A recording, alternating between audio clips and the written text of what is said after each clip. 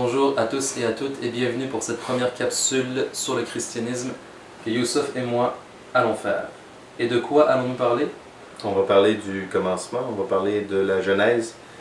Quand je dis le commencement ici, c'est ce que les chrétiens appellent le début, le récit de la création de Dieu. Donc les débuts des temps, de l'existence des créatures.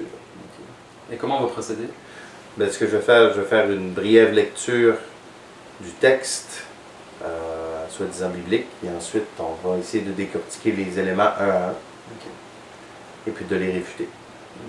Parfait. On commence? Donc ici, pour les besoins de la cause, on a utilisé une version, et il y en a tellement des versions. Oui, il y en a tellement des versions. À la fin, il faut choisir à la fin? Il faut choisir, mais on a pris aussi ce qu'on avait. Donc on va y aller avec la soi-disant Sainte Bible, traduite d'après les textes que eux disent originaux, hébreux et grecs, par Louis II, docteur en théologie, avec revue et référence. C'est quand même une édition qui est très répandue. Donc je vais commencer ici la Genèse, que eux appellent les temps anciens depuis la création jusqu'à Abraham. La Genèse qui signifie finalement le début. Donc au chapitre 1, l'auteur dit: « Au commencement, Dieu créa les cieux et la terre. La terre était informe et vide. Il y avait des ténèbres à la surface de l'abîme. » L'abîme, il parle de l'eau. « Et l'Esprit de Dieu se mouvait au-dessus des eaux. Dieu dit que la lumière soit, et la lumière fut. Dieu vit que la lumière était bonne, et Dieu sépara la lumière d'avec les ténèbres. Dieu appela la lumière jour, et il appela les ténèbres nuit. Ainsi il y eut un soir et un matin.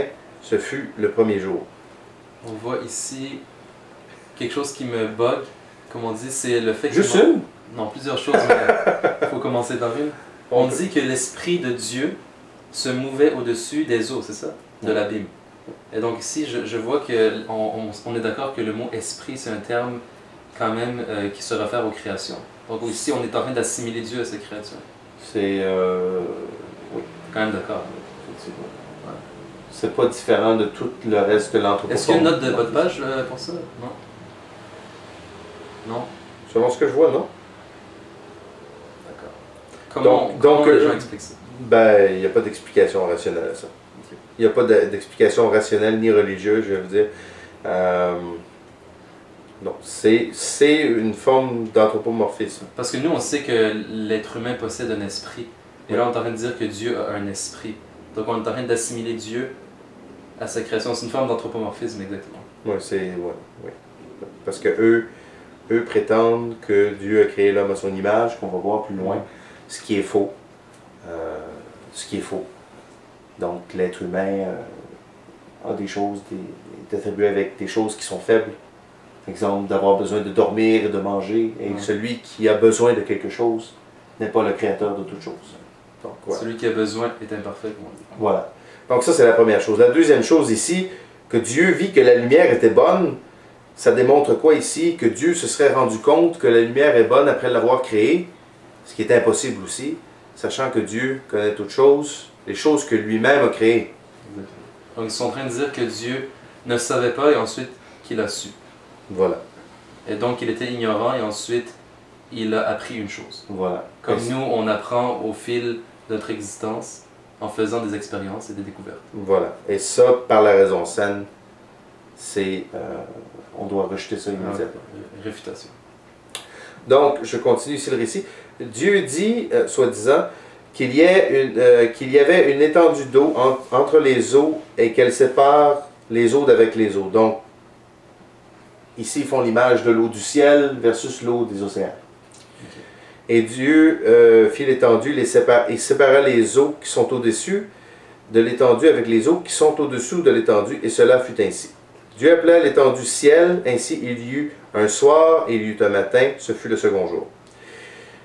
Dieu dit que les eaux qui sont au-dessous du ciel se rassemblent en un seul lieu et que le sec paraisse, et cela fut ainsi. Donc l'apparition de la terre des eaux. Dieu appela le sec terre et il appela l'amas des eaux mer. Dieu vit que cela était bon. Encore une fois, on voit que le Créateur, selon eux, a appris des choses. Selon eux, c'est comme s'ils donnent l'impression qu'ils décrivent quelque chose, une entité qu'ils découvrent au fur et à mesure qu'ils expérimentent. Voilà. Voilà. Et on sait que Dieu, en réalité, c'est pas parmi ses attributs d'expérimenter. Mais absolument pas. Absolument pas, parce que Dieu sait toutes choses. Il a créé les causes, les effets, les êtres, toutes les circonstances qui entourent tout. Donc, il n'y a pas de « j'ai appris d'eux, j'ai pas appris d'eux ». Il n'y en a pas de ça. On décrit quelqu'un d'imparfait et comment adorer quelqu'un d'imparfait? Absolument. Donc, ici, je vais sauter quelques passages. Pourquoi je vais sauter quelques passages? Parce que ce n'est pas très relevant ici à la leçon. Ce que je vais aller, c'est l'homme. Donc, à partir du verset 25, on commence à parler, en fait, du verset 24, on commence à parler du récit de la création des animaux, selon l'auteur biblique.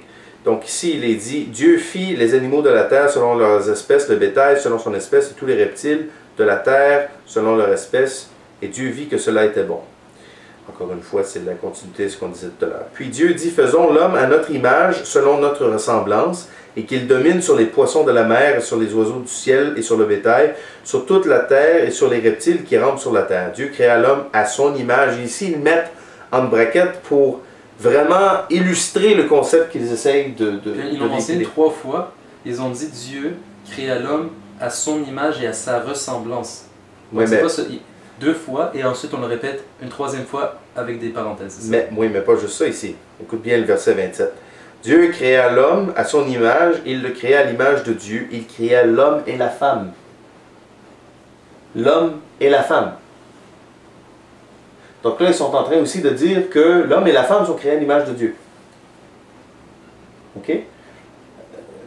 Juste de dire que l'homme est créé à l'image de Dieu, ils sont en train d'attribuer une image à Dieu, premièrement, et donc un comment, et donc des spécifications. Et on sait que celui qui a un comment a besoin de celui qui le spécifie par un comment. Voilà. Et ils disent en plus que Dieu ressemble à sa création. On parle ici de l'être humain.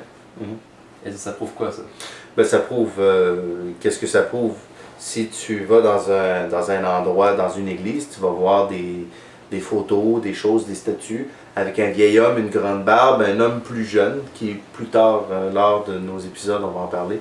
Eux disent que c'est le Christ, et entre les deux, il y a un oiseau qui est soi-disant l'esprit.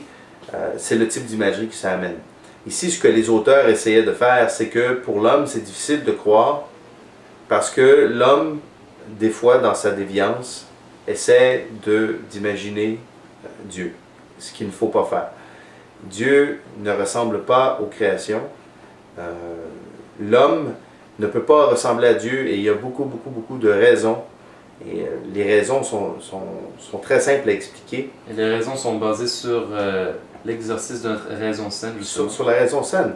Donc, un homme s'assoit, et s'assoit forcément pourquoi? Pour être confortable ou parce qu'il est fatigué. Qu'est-ce qu'on a besoin pour s'asseoir? Ben, on a besoin de plusieurs choses. On a besoin d'un corps qui est articulé, excusez-moi, en minimum 2 parties. On a besoin, comme je disais, de ressentir de la fatigue. Donc, c'est des attributs de faiblesse. Un corps, c'est quelque chose qui occupe un espace, qui a un volume. Et c'est quelque chose aussi qui est sujet à quoi? Qui est sujet à la naissance et à la mort. Qui est sujet aux contraintes des maladies, de ces choses-là. C'est ça l'être humain, finalement. Voilà. L'être humain, c'est un être faible, et c'est un être créé. Voilà.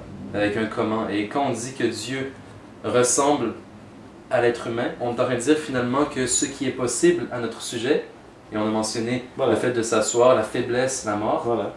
Si on dit que Dieu nous ressemble, ça veut dire qu'on est en train de dire c'est possible pour lui aussi. Ce qui, par la raison saine, on doit rejeter automatiquement. Donc ça, dans le récit de la création, c'est ce qu'ils disent. Maintenant, ils vont plus loin. Ils sont quand même pas gênés, hein? Ils l'ont dit 3 fois. T'as remarqué, hein? Ils disent... C'est une lecture assez claire et limpide aussi. Ils disent beaucoup de choses. Donc ici, au chapitre 2, ils disent « Ainsi furent achevés les cieux et la terre, et toute leur armée. Dieu acheva au 7e jour son œuvre qu'il avait faite, et il se reposa, et c'est écrit ici, il se reposa au 7e jour de tout son œuvre. » Je croyais que c'était les Juifs qui disaient ça. Oui, mais les chrétiens se disent de judéo-chrétiens. Ouais, c'est pour ça. Voilà. Donc ils n'ont rien enlevé de ce que les Juifs... Qui se repose. Qui se repose. Quel attribut d'imperfection que de se reposer. Ben c'est après la fatigue et c'est un attribut clairement d'imperfection. Et c'est un attribut d'une création.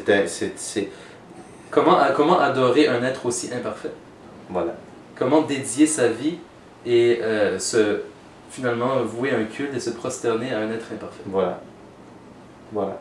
Donc, celui qui se dit chrétien et qui pointe le doigt, exemple, un bouddhiste qui adore une statue, une pierre sculptée à main d'homme, mais qui lui croit dans ce livre ici que j'ai dans ma main et qu'il prétend que Dieu se repose au 7e jour, ben, croyez-le ou non, cette personne-là adore quelque chose de faible, qui n'est pas Dieu, qui ne mérite pas d'être adoré, le même que celui qui adore la pierre, le même que celui qui adore le feu, celui qui adore, peu importe, l'imagerie.